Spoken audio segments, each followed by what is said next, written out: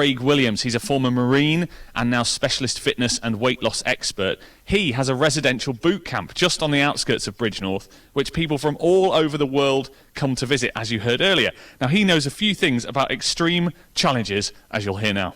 I think what drives me on is we get a lot of people that other fitness professionals might write off and might just say, you know, you're too sick for us to train, or we can't really do a great deal with you, or we haven't got the skills or the backup support that some of these people require.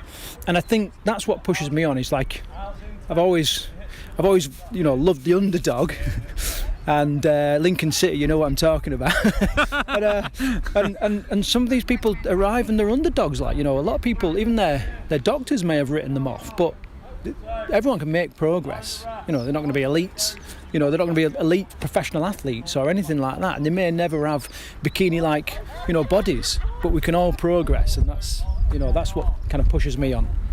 In terms of your own fitness, what do you do to maintain your level of fitness? Because obviously running something like this, you've got to show up, haven't you? Yeah, my big thing is ultra running. I've done ultra marathons across the Sahara, run through the Amazon jungle, in the Arctic. I'm preparing for a 300-mile non-stop race in July, and then I have an ultra marathon. Do you not just fancy a park run now and again? No, I'm not big on park runs. I must not long enough. Yeah, well, and there's too many people. You know, I think part of it is I love going to different places in the world, similar to like I would have gone in the Marines. And my kind of personality, I don't just want to sit on a beach. I want to experience it in another way, you know, and putting yourself through hell sometimes is a unique way of doing it. Can you describe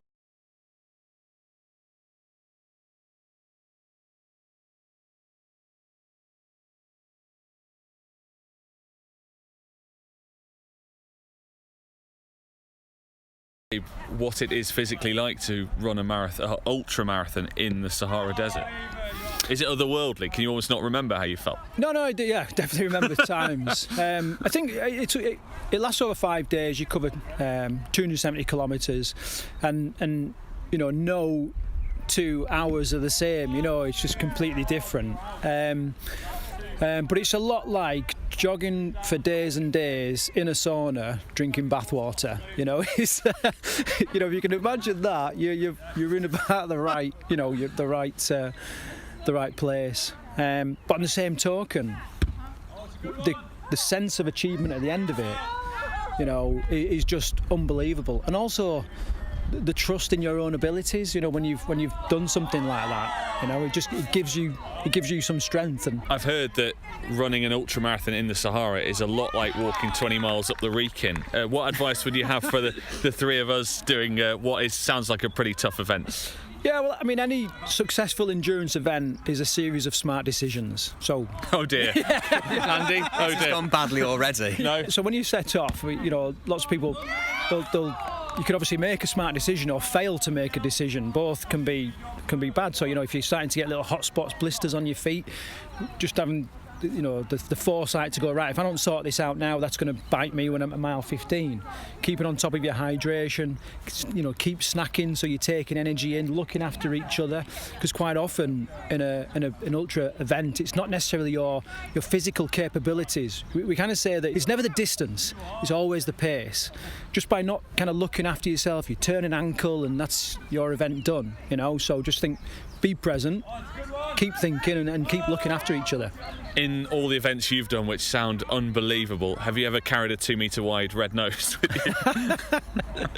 No, I haven't. It sounds right on my street.